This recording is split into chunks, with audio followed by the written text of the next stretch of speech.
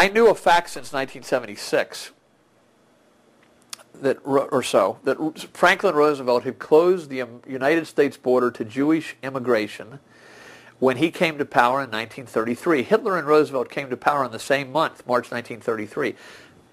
I didn't know what to make of that. Why not? I had read years later, I had read the eulogies that came out of the Jewish community, and you would think with Franklin Delano Roosevelt, FDR, they were talking about the second coming of the Savior. I mean, it was so complimentary. Why would FDR close the borders of the United States to Jews the best he could? Some got in, but he closed the borders, making it very difficult for Jews to come from Germany and Europe to the United States the same month that Hitler came to power. Well, what I'm going to tell you is the reason is world Zionism and the World Permanent Revolution, the Bush faction, if you will, the Freemasonic Anglo faction that works with world Zionism for many generations now. When Hitler begins to let some of the Jews out, then they only have one place to go, and that is there's only one place they can easily go to, and that is to Palestine. That's the meaning of Franklin Roosevelt closing the borders. The explanation given is, anti-Semitism was sweeping the United States too. The way I've analogized it to people is like this: if somebody came to you and me and said, "Hey, we got a really good program going in Antarctica. It's really neat. We are building things. It's something you'll be in on the ground floor." And you and I might say, "Well, no, I have a family here, and I got my business, and we got to keep doing this, that, and the other. I can't really go." Okay, now 6 months later, you and your family are rounded up, thrown in a concentration camp. Maybe along the way, somebody dies. Hey, now we still have that project in Antarctica. Would you and your family like to go? Then you might say, well, maybe I can fit it in now. Maybe I can make time. And that's what was happening. And tens of thousands of Jews then left Germany and went to Palestine. My name is Jim Condit Jr. That's C-O-N-D-I-T. Born and raised in Cincinnati, Ohio. Take a look at this. This came today. It's dated April 14th.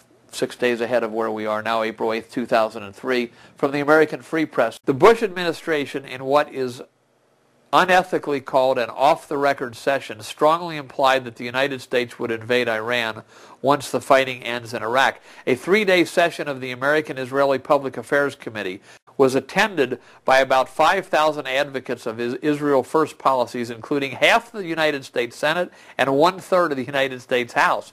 Do most people in America know this? No.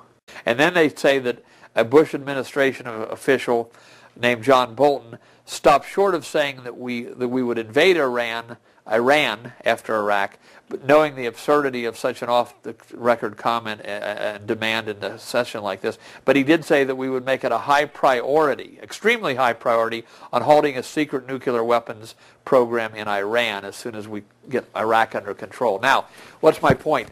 99% of the American people don't know that what's driving us is the Zionist Jewish lobby into these wars in the Middle East, and I feel confident they're going to try to drive us into another war.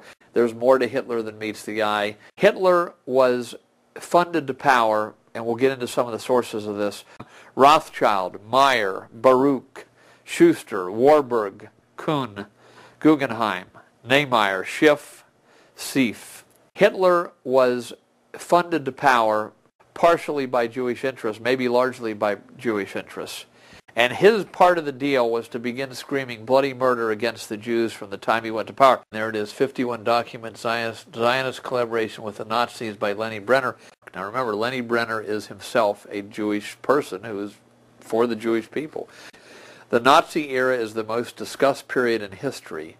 Yet most Jews and other Americans are unaware of the interaction between Zionism and Hitler and Mussolini.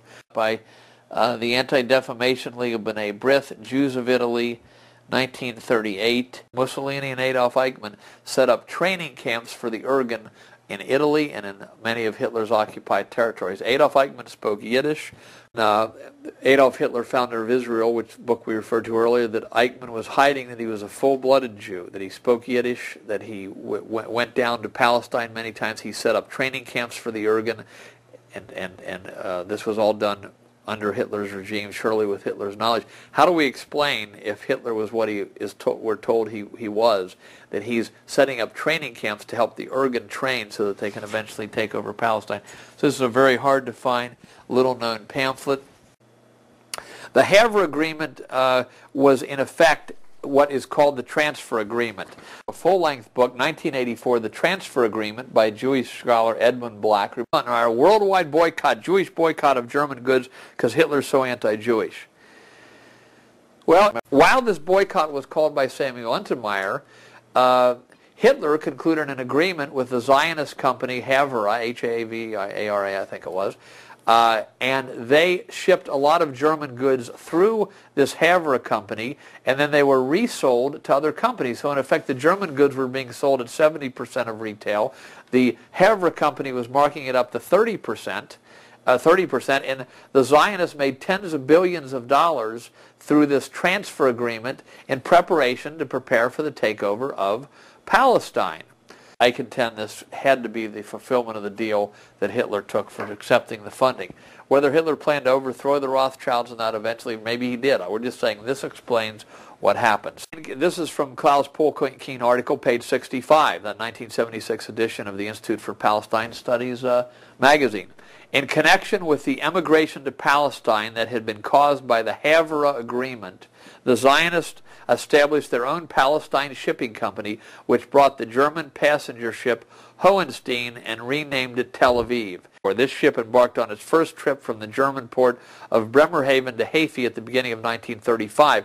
On this trip, the ship bore on its stern the Hebrew letters of the new name Tel Aviv, while from the mast fluttered the swastika. A combination of metaphysical absurdity, wrote one of the passengers later. The captain of the ship, Leedy, was a registered member of the Nazi Party. Not so absurd as that passenger thought. Many of the everyday Jews were caught in this whipsaw. The goods were transferred down through this transfer agreement company, Havre. Some of it sold to other countries to, quote, break the German boycott. Now, here's my question to people who want to say, oh, no, Hitler just wanted to... he just wanted the Jews out of Germany. The Zionists wanted the Jews out of Germany to get them down to Israel. So this was a marriage made in heaven, in effect, for both sides. Well, did Hitler ever complain in a public speech about the transfer agreement?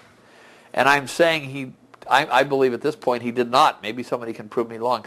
He did not explain it to the German people, and he did not complain about it because he was in a deal with the Rothschilds and the Warburgs and those who funded him to the top. That was the deal. Now, Hitler may have wanted the Jews out of Germany, but he did not complain about this. And secondly, if you were really an anti-Semite, if that was your main modus operandi, why would you cooperate with the Jews to take over the one area of the world they wanted, namely Israel? Why not say, well, you're going to go to like some people were talking about, the island of Madagascar, which would have been probably cruel and unusual punishment.